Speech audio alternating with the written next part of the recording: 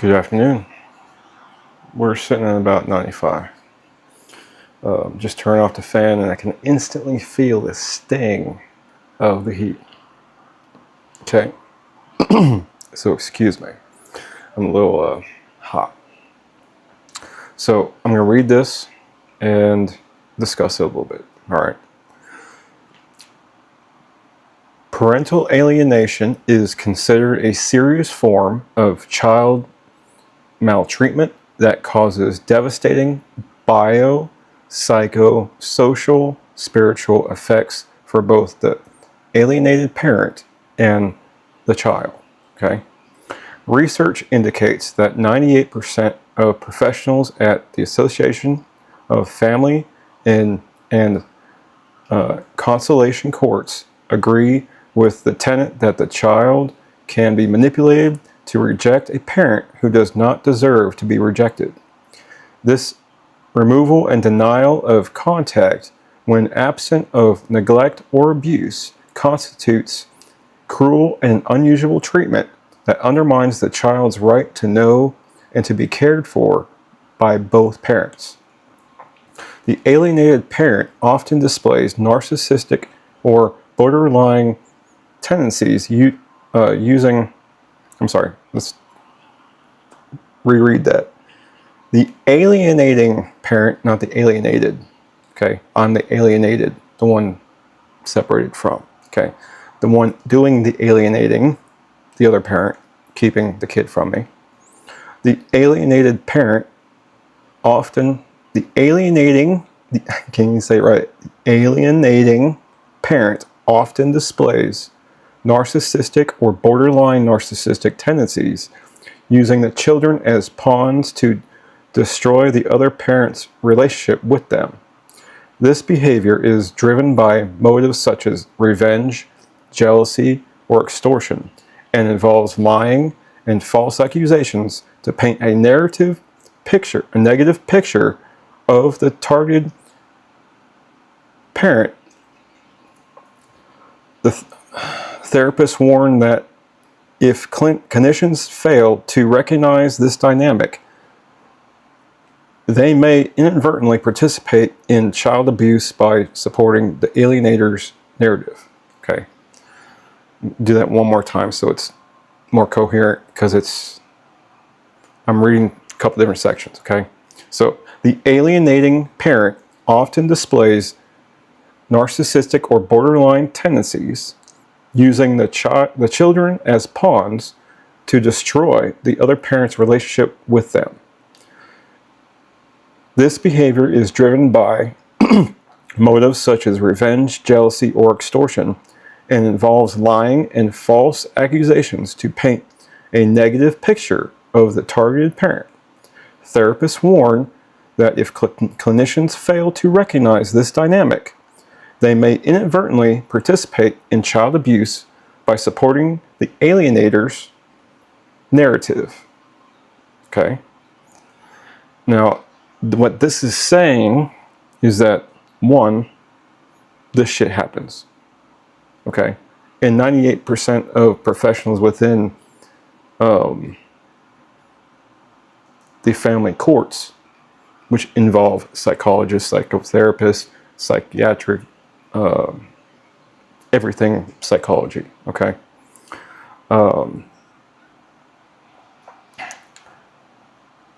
It is a form of child abuse to manipulate the child into believing, even just subtly, that the parent doesn't love them, or the parent is a certain way, making falsified accusations of character, legality, personal demeanor, personality disorder, or extracurricular activities, this, that, and the other. Okay? This shit happens. And there's no supporting statistics of how often this happens, but the underlying issue is that it happens often, and it often happens to the man. okay, the father. Only in extreme cases where the father is not the abuser and somehow he has the upper hand and absolutely shows evidence, proof that the mother is the bad character when she actually is, would the man be on top of the issue and not be alienated? Okay.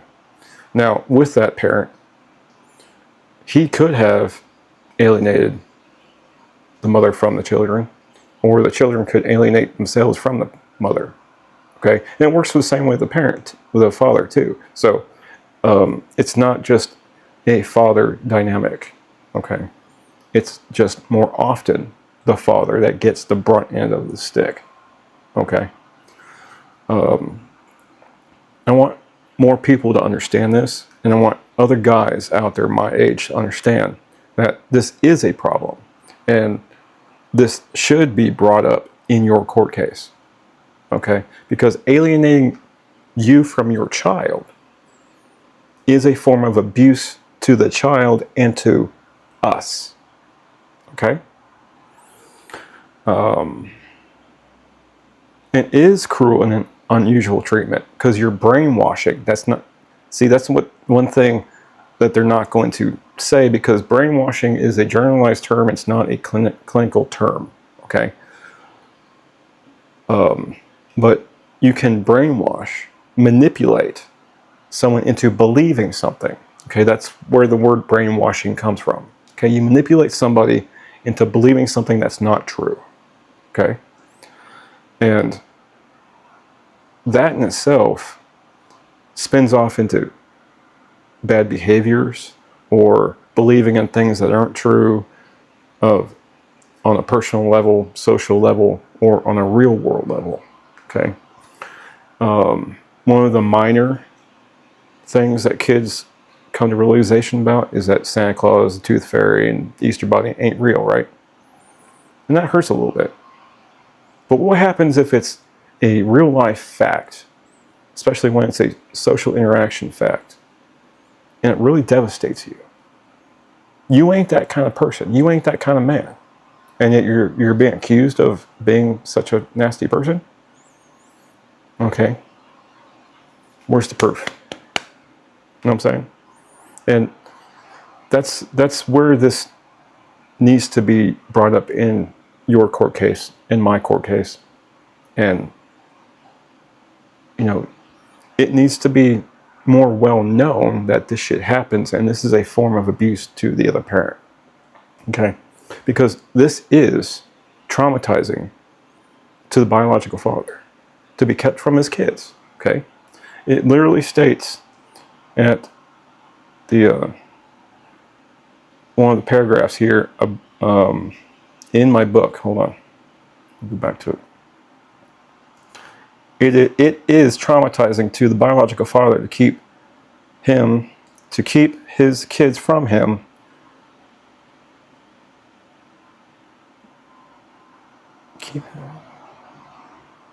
Basically, keeping his kids from him when he doesn't deserve it, and it's giving a bunch of examples as to the first few stages where the mother is trying this psychological bullshit with the parent in the house, and then when that parent leaves the house, and then when that parent leaves the house, she'll go and continuously running her mouth about different scenarios and falsified accusations, and go as far as to remove kids from the area or the home first, or the area in general, and move them to another location.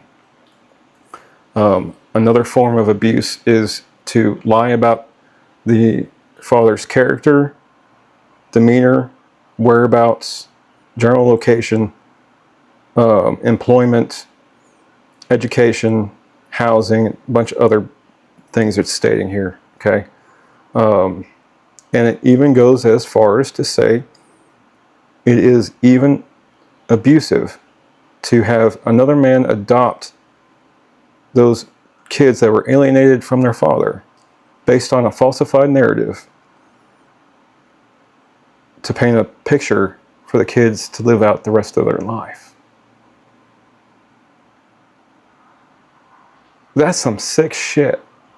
Like, I'm fucking standing here sweating trying to read this shit, and it's making me upset just fucking thinking about it. Like, maybe, why is that?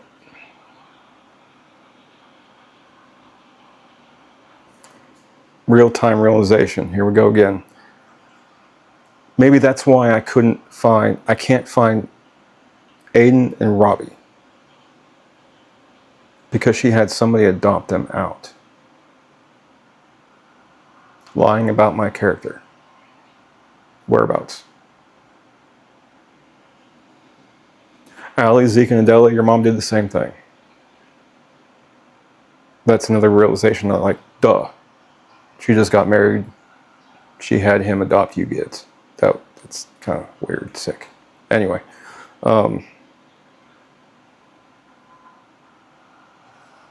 That's probably why I can't find Aiden.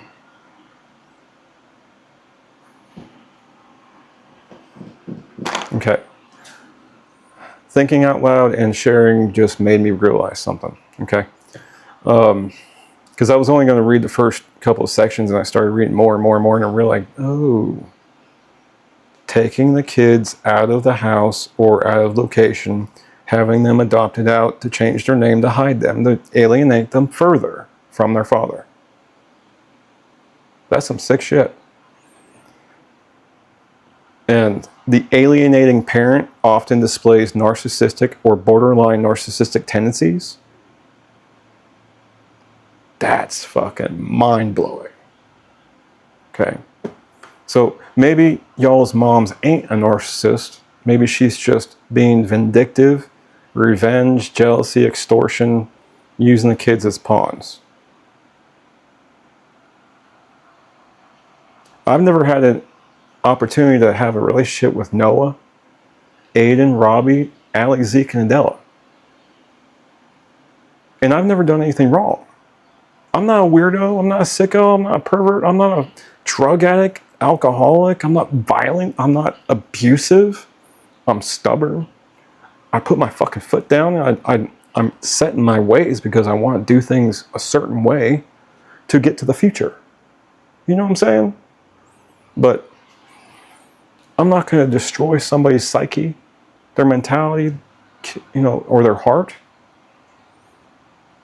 just to get ahead.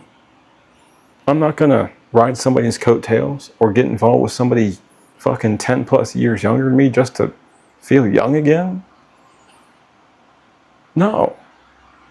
I'm going to continuously grow up. Because we're still growing up. I'm 45 and I'm still growing up. Okay? This part's for my kids to understand. Like, I'm really trying. I'm figuring this shit out. I'm realizing, putting the pieces together. Okay? I know I got a ton more pieces to fucking find and put together. But I'm trying. Okay? Noah, I want to go see you this summer. I want to see you in person. I want to spend time with you. Okay? I really do, man. And that goes with Noah, Allie, Zeke, Adela, Aiden, Robbie. I want to make my rounds. And I don't want to feel like this alienated parent anymore. I want my kids to know the truth that I'm here and I've been trying my hardest to stay alive for you so I could be here for you now. Okay? We've got technology to stay in touch, and mama ain't got to fucking worry about it. She ain't got to fucking know about it. And I'm right here. I'm right here. Okay? And we can make plans. I can come see y'all, and we can just sort shit out, okay? No more of this alienating shit anymore. I also want all my kids to connect too. Contact each other. Talk to each other. Ask each other about your lives. Share your life with each other. It's important. Okay? No more of this feeling alienated. Okay?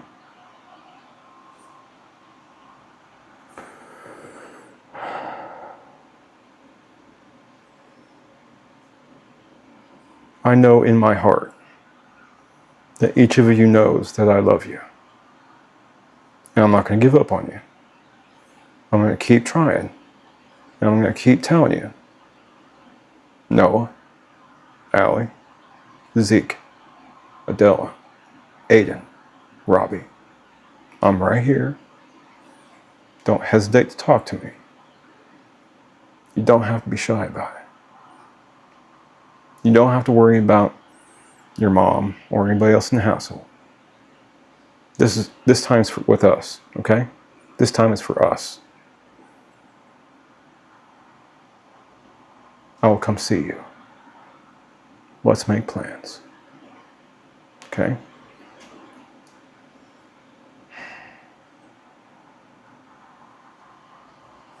I'm getting hot. I'm getting worked up. I'm getting worked up because it's hot. And it's hot. And I'm getting worked up because of this. So, for my kids and anybody else out there starting over,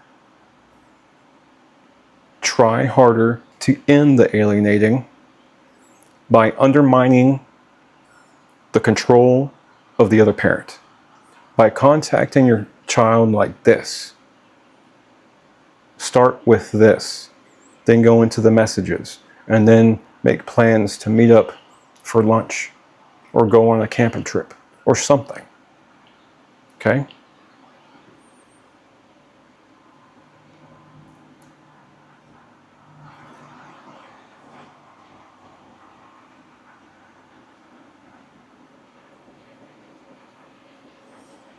I'm here.